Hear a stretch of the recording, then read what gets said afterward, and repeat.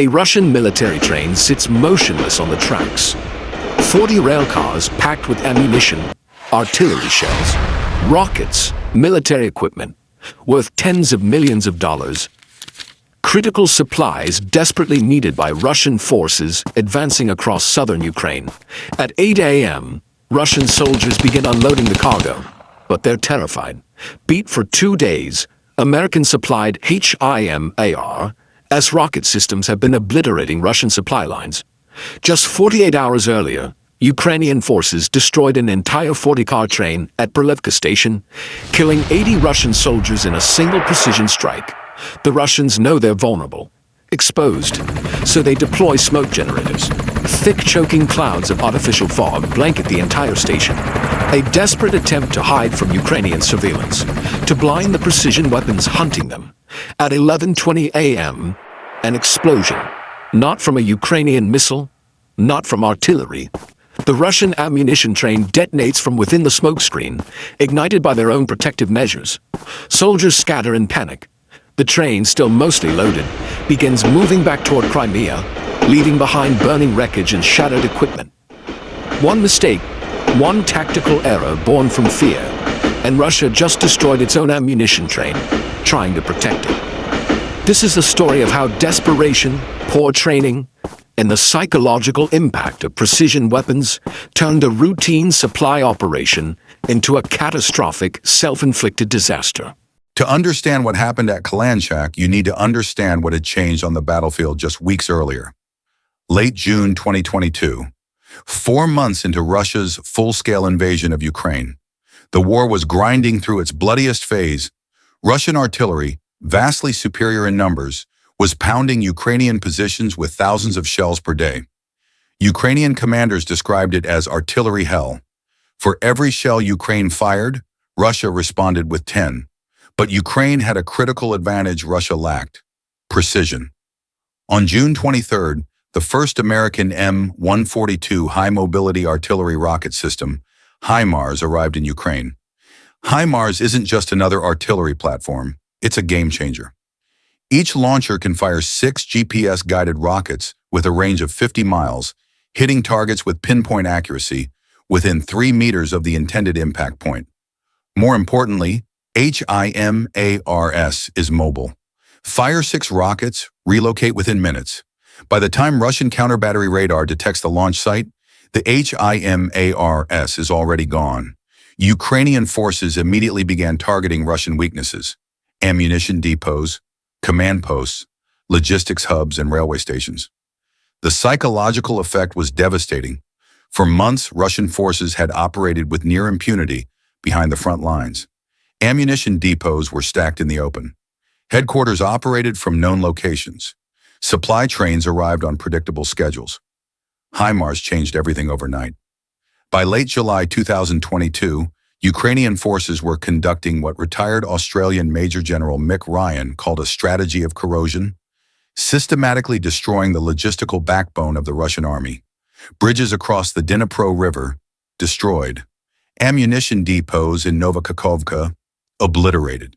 Russian command posts struck without warning, and then came the trains. Russia's railway system is the lifeblood of its military.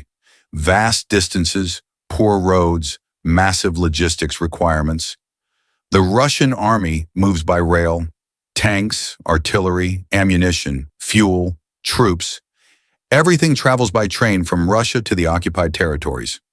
Ukrainian forces knew this, and they began hunting Russian trains with HIMARS. On July 29, 2022, they scored their most devastating hit yet. The Brylivka strike, 48 hours earlier, 3-6. Brylivka Railway Station, 50 kilometers southeast of Kherson City, the night of July 29th to 30th, 2022. A 40-car Russian military train rolled into Brylivka Station, fresh from Crimea. The intelligence reports were specific: Russian troops, military equipment, ammunition. A critical resupply convoy heading to Russian forces in Kherson Oblast. Ukrainian reconnaissance spotted it. Coordinates were relayed to HIMARS batteries. At approximately 10:30 p.m., Ukrainian forces launched a HIMARS strike. 6 guided rockets, 2,400 pounds of high explosive, slammed into the stationary train with surgical precision. What followed was catastrophic. The ammunition aboard the train began detonating in a cascading chain reaction. Artillery shells, rocket propellant, small arms ammunition. Each explosion triggered more explosions. The night sky over Brylivka erupted in orange flames and towering columns of smoke visible for miles. The explosions were so strong that windows were shattered in nearby buildings. Ukrainian journalist Denis Kazansky reported. Eyewitnesses report that scattered shell bits were lying on the streets. The fire continues. The route from the city is closed.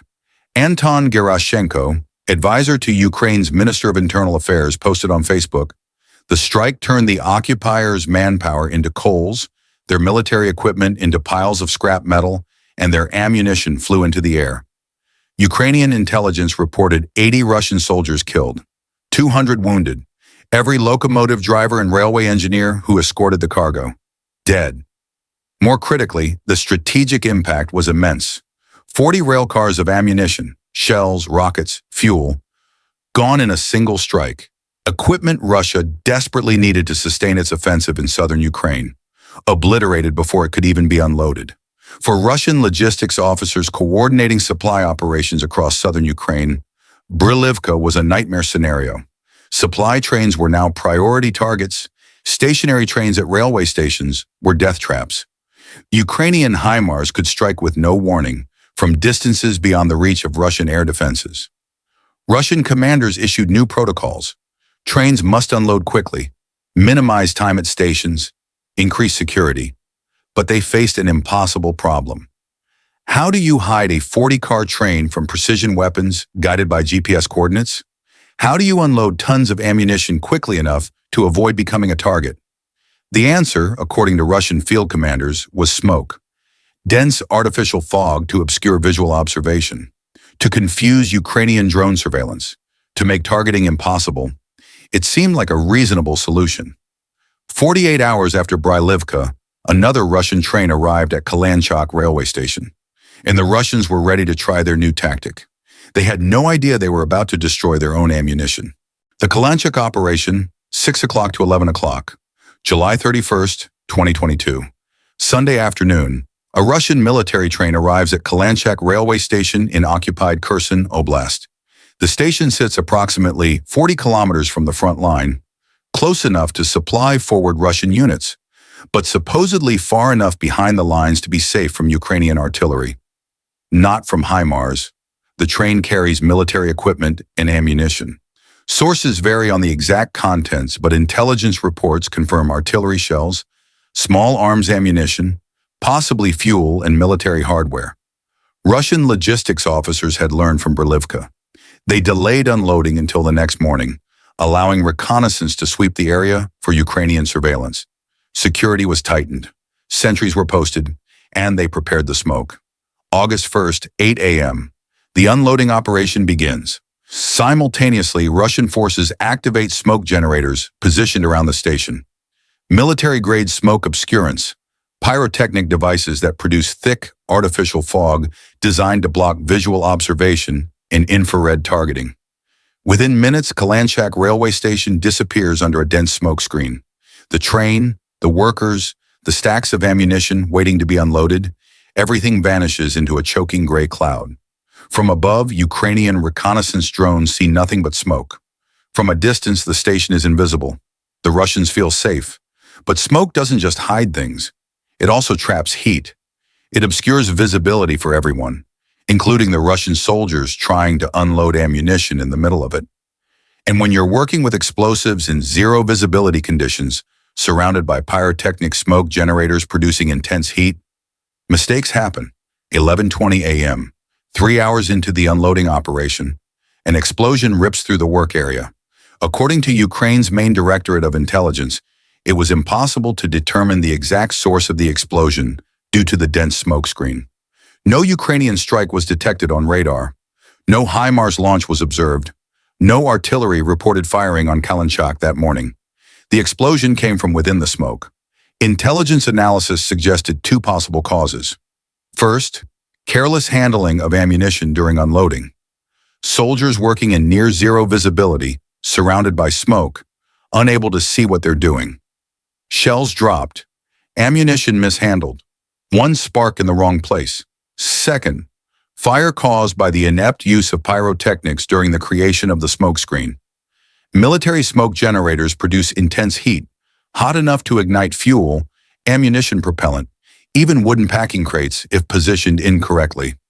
Whatever the cause, the result was immediate and catastrophic. The explosion triggered secondary detonations. Ammunition stored on the train and stacked on the platform began exploding. Soldiers couldn't see where the explosions were coming from.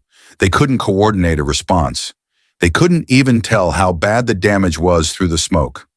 Panic, Ukrainian intelligence reported what happened next. However, immediately after the explosion, the rail convoy began without any warning to move in the direction of Crimea. The enemy personnel scattered in panic. The train, still loaded with ammunition that hadn't yet been unloaded, simply started moving. No formal order, no coordination. The locomotive crew hit the throttle and ran. Russian soldiers scattered across Kalanchak Station, abandoning equipment, fleeing the smoke and explosions. The train pulled away from Kalanchak, trailing smoke, leaving behind burning ammunition, damaged equipment, and shattered morale. No Ukrainian missile was fired, no HIMARS strike occurred, no artillery shell landed on Kalanchak Railway Station that morning. The Russians had done it to themselves. The exact scale of the damage remains unclear. Unlike Brylivka, where massive explosions, sustained fires, and confirmed casualty reports documented the destruction, Kalanchak was shrouded in both literal and figurative fog. What is clear, Russian forces lost ammunition they desperately needed. The train was forced to retreat before unloading was complete. The psychological impact on Russian logistics personnel was immense, and the Ukrainians didn't fire a single shot. The psychology of HIMARS, 11 o'clock to 2:30. The Kalanchak incident reveals something crucial about modern warfare. Sometimes the most devastating weapon isn't the one that explodes. It's the one that makes the enemy defeat themselves. HIMARS didn't destroy the train at Kalanchak. The fear of HIMARS did. Military historians call this weapons effect asymmetry, when a weapon's psychological impact exceeds its actual physical destruction. By late July 2022, Ukrainian forces had fewer than 20 HIMARS launchers operational. Each launcher could fire 6 rockets before requiring reload, which took several minutes and left the vehicle vulnerable. The total number of rockets Ukraine could fire in a single day was limited by ammunition supplies from the United States. In practical terms, Ukraine could strike perhaps a dozen high-value targets per day with HIMARS. But Russia had hundreds of ammunition depots, dozens of command posts, countless supply convoys, and railway stations operating across a front line stretching over 1,000 kilometers. The math didn't add up. Ukraine couldn't possibly strike every Russian target, but Russian commanders didn't know which targets would be struck. Every ammunition depot could be next. Every railway station could be targeted. Every command post could explode without warning. This is the essence of psychological warfare through precision weapons. Russian forces began altering their behavior to avoid HIMARS strikes, even when HIMARS wasn't actually targeting them. Ammunition was dispersed into smaller stockpiles, making logistics more complicated. Command posts relocated frequently, disrupting coordination. Supply trains rushed through unloading operations, increasing the risk of accidents. At Kalanchak, Russian forces deployed a smokescreen, a defensive measure that probably did nothing to prevent HIMARS targeting, since HIMARS uses GPS coordinates, not visual sighting, but introduced new risks. The smoke made unloading operations more dangerous. It reduced visibility to near zero. It trapped heat from pyrotechnic devices near explosive ammunition. It created confusion and panic when the accident occurred. The defensive measure became the weapon. Retired Australian Major General Mick Ryan, analyzing Ukrainian strategy in southern Ukraine, wrote, "The Ukrainians corroded the northern Russian expedition physically and morally from within. They are readopting the asymmetric conventional tactics they used so successfully early in the war. The ability to rapidly target command posts and use HIMARS to inflict maximum destruction is vital." Corrosion. not through overwhelming firepower, but through relentless, unpredictable precision strikes that forced the enemy to second-guess every decision. By August 2022, Russian logistics were unraveling across southern Ukraine. The three main bridges across the Dnipro River connecting Russian forces in Kherson to their supply bases in Crimea, damaged or destroyed by HIMARS. Ammunition depots struck repeatedly. Railway stations targeted systematically. Russian forces in Kherson Oblast were being slowly strangled. Supplies dwindled, morale collapsed. And when Russian commanders tried to adapt, deploying smoke screens, dispersing supplies, changing routes, they introduced new vulnerabilities. At Kalanchak, that vulnerability was catastrophic. The train that was supposed to resupply Russian forces never completed its mission. The ammunition that could have sustained Russian artillery for days or weeks was lost. The soldiers who witnessed the accident were demoralized, understanding that their own defensive measures had betrayed them. In war, fear is sometimes more destructive than firepower, and at Kalanchak Railway Station, fear of HIMARS destroyed what HIMARS never even targeted. The broader context: railway warfare, 1430 to 1730. The incidents at Brylivka and Kalanchak were not isolated events. They were part of a broader Ukrainian strategy to cripple Russian logistics by targeting the one thing Russia's military cannot function without: railways. Russia is a railway army. It always has been. The Russian Federation spans 11 time zones. Roads across much of the country are poor, unpaved, seasonal, often impassable in spring and autumn. Trucks can't efficiently move the tonnage of ammunition, fuel, and supplies a modern military requires across such distances. But railways can. The Soviet Union built one of the world's most extensive railway networks specifically to support military logistics. During the Cold War, Soviet war planners designed entire rail systems to rapidly move armies westward in the event of war with NATO. That same system now supports Russian operations in Ukraine. Ammunition manufactured in the Urals travels thousands of miles by train to depots near the Ukrainian border. Tanks, artillery, troops, everything moves by rail. The Russian army's entire operational concept depends on functioning railways. Ukrainian forces understood this vulnerability. Throughout 2022, Ukrainian forces and pro-Ukrainian partisans conducted dozens of operations targeting Russian railways, both inside Ukraine and inside Russia itself. Trains derailed, locomotives sabotaged, railway bridges destroyed, signal boxes burned, tracks damaged by explosive devices hidden by resistance fighters. The Stop the Wagons movement, a loose network of anti-war activists inside Russia, claimed responsibility for numerous railway sabotage incidents. Partisans loyal to Ukraine conducted operations deep inside Russian territory, disrupting military supply lines. In September 2022, Ukrainian intelligence coordinated what they described as a uniquely complex operation that halted traffic on the Oryol-Kursk railway line inside Russia, killing 2 members of the Russian National Guard. A separate blast the following night destroyed 15 fuel tankers on the St. Petersburg-Pskov line.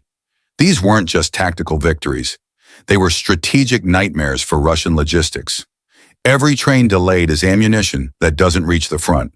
Every derailment forces rerouting through longer, less efficient paths.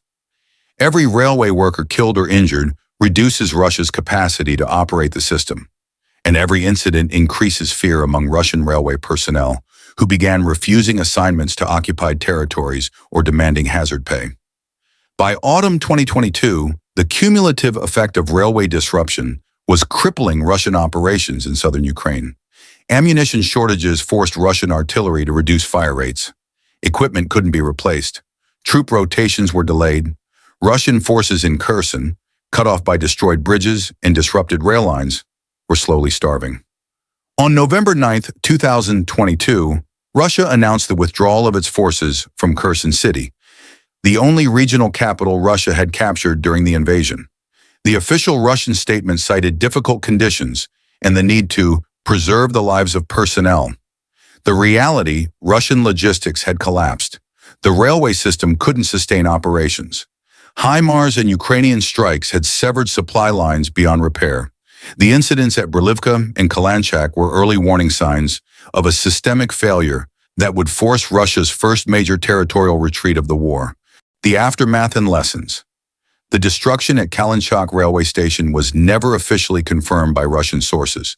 Unlike Brylivka, where the scale of destruction was too large to hide, Kalanchak remained shrouded in ambiguity. Russian military communications never acknowledged the incident. No casualty figures were released. No investigation report was published. But Ukrainian intelligence documented it, and the broader pattern was undeniable. The Kalanchak incident exposed three critical vulnerabilities in Russian military operations. First, over-reliance on railways.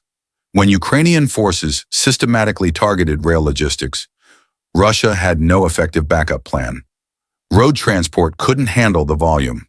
Air transport was too vulnerable to Ukrainian air defenses. The entire system depended on railways functioning normally, and they weren't. Second, poor training and coordination. The fact that Russian forces could destroy their own ammunition through mishandling of smoke generators revealed deeper problems. Inadequate training, lack of coordination between logistics and security personnel, desperation overriding proper procedures. Third, the psychological impact of precision weapons. HIMARS forced Russian forces into defensive behaviors that introduced new risks. The smokescreen at Kalanchak was a direct response to fear of HIMARS, and it became the cause of disaster. For Western military planners observing the war, the lessons were profound. Precision weapons don't need to destroy every target. They need to create enough uncertainty that the enemy makes mistakes. They need to force behavioral changes that introduce new vulnerabilities. HIMARS succeeded not just through the targets it destroyed, but through the targets the enemy destroyed themselves trying to avoid it. Conclusion today, the railway station at Kalanchak stands in territory recaptured by Ukrainian forces during the 2024 offensive.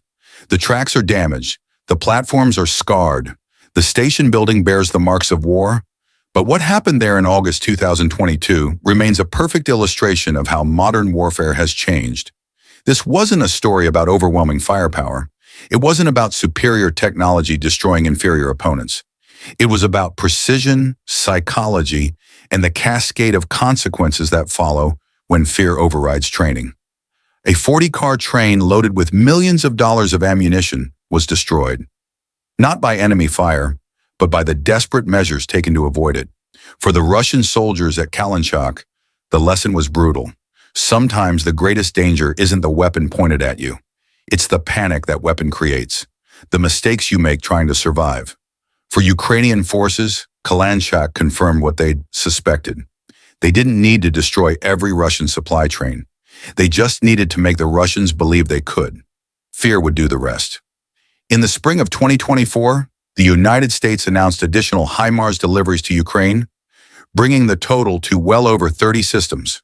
European allies contributed similar precision rocket systems.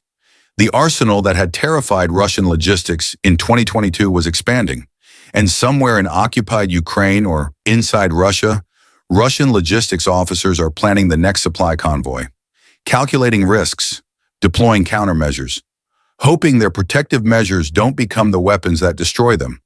Because in modern warfare, sometimes the most dangerous mistake is the one you make trying not to make a mistake.